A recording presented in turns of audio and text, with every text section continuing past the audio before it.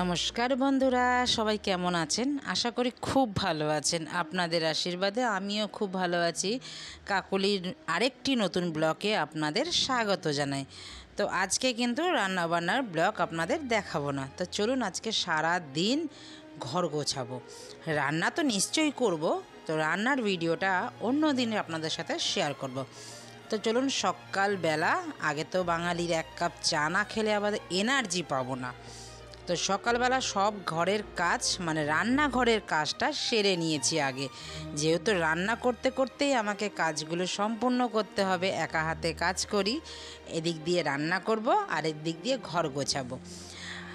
আজ থেকে 25 দিন থেকে 30 দিন কন্টিনিউয়াস আমাদের কলকাতায় কিন্তু বৃষ্টি হয়ে যাচ্ছে। তো আজকে কিন্তু বন্ধুরা ঝলমলিয়ে উঠেছে রোদ। তো ঝলমলিয়ে যখন রোদ উঠেছে, এই রোদটাকে তো সৎ কাজ করতেই হবে। তো কাচাকুচি অনেক করে ফেলেছি, বাইরে মিলেও দিয়ে চলে এসেছি, তাড়াতাড়ি শুকিয়ে যাবে। আবার কোন ফাঁকে যে বৃষ্টি পড়বে তার তো ঠিক নেই, শুকিয়ে নিই। আর বর্ষাকালে মোটে এইটা বলবো, বর্ষাকালই কন্টিনিউয়াস এত বৃষ্টি আমার লাইফে আমি কোনো দিন দেখিনি।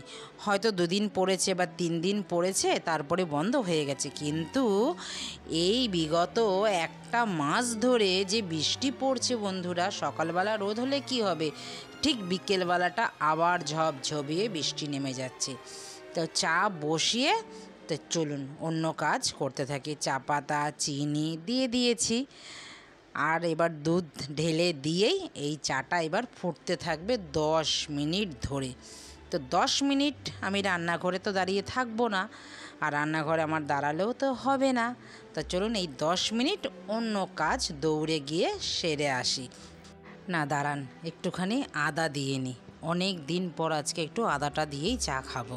গলাটাও খুসখুস করছে, ঠান্ডা তো লেগেছেই, গলার অবস্থা খুবই খারাপ। একটু আদা দিয়ে নিই, তারপরে চাটা ফুটুক, মনের সুখে চা ফুটতে থাকুক, আর আমিও তারপরে মনের সুখে সুন্দরভাবে 1 কাপ চা খেয়ে তারপরে ভালোভাবে কাজে হাতে লাগাবো। তবে সারাদিন আর মনে হবে না যে কাজ করছি। চাটাই বন্ধুরা আমার হচ্ছে এনার্জি ড্রিঙ্ক। তো দিয়ে দিলাম একটুখানি আদা, এই হামল দিস্তারার মধ্যেই থেতে দিয়ে দিলাম। সুবিধা হলো, এই হামল দিস্তারা জানেন বন্ধুরা নিয়ে এসেছি আমি কোথা থেকে? আসাম থেকে। আমাদের এইখানেও পাওয়া যায়, তো আমি যেখানেই যাই একটা স্মৃতি আমি নিয়ে আসি ঘরের জন্য। তো হামল দিস্তাটা আসাম থেকে নিয়ে এসেছি, আসামের স্মৃতি থাকবে। আসামের শিলংয়ে যে পুলিশ বাজার আছে সেখান থেকে এই হামল দিস্তাটা কিনেছি আমি, কাঠের। এটা দেখি কতদিন যায়, এখনও তো ঠিক হয়, যত্ন করলে জিনিস বহুদিন যায় বন্ধুরা। চাটাও হতে থাকুক, আর এখানে আমি বসিয়ে দিয়েছি ভাত আর কচু সেদ্ধ। কচু সেদ্ধ করতে অনেকটা সময় লাগে, আর কচু অনেকটা সময় ধরেই কিন্তু বেশ সেদ্ধ হতে লাগে। আর বড় জায়গাতেই বসিয়ে দিয়েছি, এটা হতে থাকুক, বাকি কাজগুলো সেরে আবার তারপরে রান্না করতে থাকবো। আর চলুন বন্ধুরা আপনাদের একটা জিনিস দেখাই। একজন কমেন্ট করেছিলেন এইটাতে সুবিধা হয় কি না। আমার একটা মশলাদানি কিনেছি, এটা ফ্লিপকার্ট থেকেই আমি কিনেছি। এটা 16খানা হচ্ছে মশলাদানি, এই ছোট ছোট কন্টেনার। দেখুন এই ঘুরিয়ে ঘুরিয়ে আমি সব মশলা নেই, তাতে কিন্তু আমার খুব সুবিধা হয়, জায়গাটা নষ্টও হয় না অনেক, নাহলে কন্টেনার অনেক হয়ে যায়। মশলাপাতি আমার, যেহেতু আমি রান্নাবান্না একটু বেশিই করি, তো আমার মশলাপাতির কন্টেনার অনেক হয়ে গেছিলো বন্ধুরা।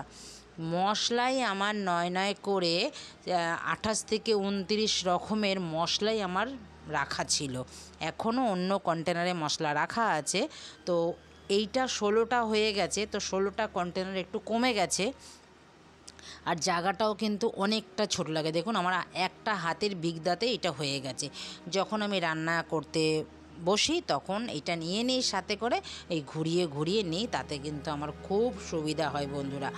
আমি তো খুব উপকৃত হয়েছি এরকম পেনালে। না এই রান্নাঘরে যদি এত ডিবাডাবি এত কন্টেনার থাকে না, দেখতেও জানি কেমন লাগে। আর রান্না করতে যখন তাড়াহুড়া থাকে, তখন এটা নেই ওটা নেই, তখন রান্নাঘরটা একদম মানে ছিটিয়ে ছাটিয়ে একাকার হয়ে যায়।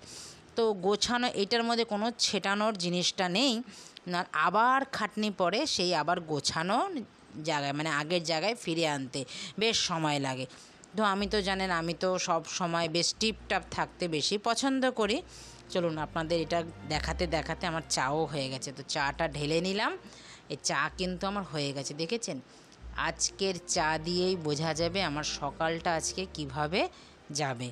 তো চা কিন্তু বেশ ভালোই দেখা যাচ্ছে।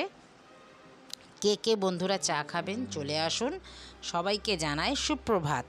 1 কাপ চা, 1 কাপ বলবো না, এটা কিন্তু আমার মগ।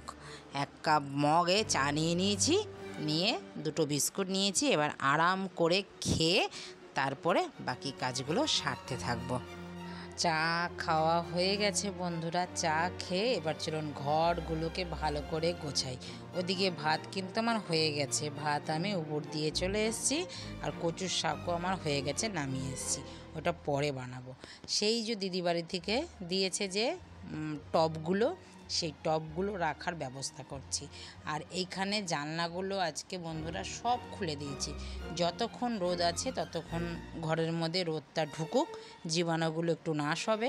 এই বর্ষাকালের স্যাঁচা তো ওই যে দেখুন, আমার আজকে পুরো বাগান ভর্তি করে আমি আজকে মিলে দিয়েছি সব জামা কাপড়। এইগুলো সকালেই আবার নিয়ে এসে ভাঁজ করে রেখে দিতে হবে। তো আমার বেডরুমটা তো ভালো করে সুন্দরভাবে গুছিয়ে নিয়েছি। আর এই টবটাকে ওইখানে রেখেছি, একটা বেডরুমে রাখবো আর একটা লিভিং রুমে রাখবো। তো বন্ধুরা বলবেন তো কোথায় রাখলে ভালো হয়।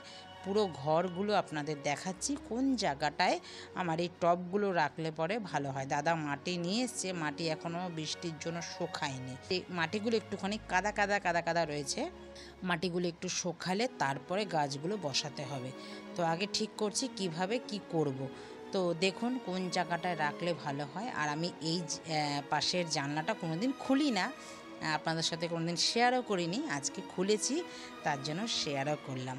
তো বেড ভালো করে সুন্দরভাবে গুছিয়ে নিয়েছি, আর কেমন গোছানো হয়েছে সেটাও কিন্তু আমাকে কমেন্টে জানাবেন। তো চলুন এখন অন্য ঘরে যাই। এবার এটা মেয়ের ঘর। মেয়ের ঘরটা এবার খালি দেখুন বন্ধুরা, মানে সব জানলা খুলে দিয়েছি যেহেতু ঘরের মধ্যে আজকে প্রচুর আলো, মানে কি বলবো। আর এত আলো একটু ভিডিও করতে সমস্যাই হচ্ছে, সাদা সাদা বেশি হয়ে যাচ্ছে। ওই দেখুন মেয়ে পড়তে বসেছিল সকালবেলা, তো কি পড়ার ধরন খালি দেখে নিন। আর এই মেয়ের বুক সেলফটাও গোছাতে লাগবে, এটাও কিন্তু তার অবস্থা খারাপ এখন, পুরো ছিটিয়ে একদম পুরো একদম করে রেখে দিয়েছে। পড়তে বসলে এইভাবেই পড়তে বসে, মানে কি বলবো, আর কিছু বলার নেই। আর ঘর থেকেও তো বেরোয় না, ওর খেলা মানে এই বই নিয়েই খেলা, যতক্ষণ পড়ে আর না হলে বই নিয়ে খেলা, নয় মোবাইল নয় টিভি। এখনকার দিনে তো বন্ধুবান্ধব থাকে না, যার যার বাড়িতে শেষে সবারই এখন একটা করে বাচ্চা, তো খেলার সাথী আমার মেয়ে নেই। তো ও ঘরের মধ্যেই যতটুকু পারে ততটুকুই খেলে। আর বন্ধুরা আজকে বললাম না ঘর গোছাবো সারাদিন, রান্না দেখাবো না। আর দেখুন এই যে 2টো জানলার মধ্যে আমি আমার মেশিনে সেলাই করে পর্দা লাগিয়েছি, নেট পর্দা। তো ওই জায়গাটার মধ্যে ভালো লাগবে, আমি তো হাফ পর্দাই বলি, এটা হাফ পর্দা লাগালাম, তো তাতে ঘরটা দেখতেও সুন্দর লাগবে। অনেক সময় জানলাটা খোলা যায় না, পর্দা এমনি লাগানো আছে, বড় পর্দা দেখতেই পাচ্ছেন, হাফ পর্দাটা আবার লাগালাম। তো হাফ পর্দাটা লাগালাম কেন, আমাদের পাশে নতুন একটা বিল্ডিং হয়েছে, তো সবার ফ্ল্যাটে সবাই চলে এসছে, তো একটু অসুবিধা হয়। তো ঘরের সামনে তার জন্যই এটা লাগিয়ে নিয়েছি আমার সুবিধার্থের জন্য। আপনাদের কেমন লাগলো সেটাও কিন্তু জানাবেন। তো রান্নাবান্না করে খাওয়া দাওয়া করে সন্ধেবেলা এখন বসেছি আমার মেয়ের বুক সেলফ গোছাতে। তো কেমন হয়েছে সেটাও কিন্তু জানাবেন। তো ভিডিওটা আমি এইখানেই রাখছি, দেখা হচ্ছে আবার পরবর্তী নতুন একটি ভিডিওতে। ততক্ষণে সবাই বন্ধুরা ভালো থাকবেন, সুস্থ থাকবেন। আর ভিডিওটা যদি কোথাও ভালো লেগে থাকে একটা লাইক কমেন্ট শেয়ার করে চ্যানেলটিকে সাবস্ক্রাইব করে আমার পাশে থাকবেন। তো নমস্কার, টাটা।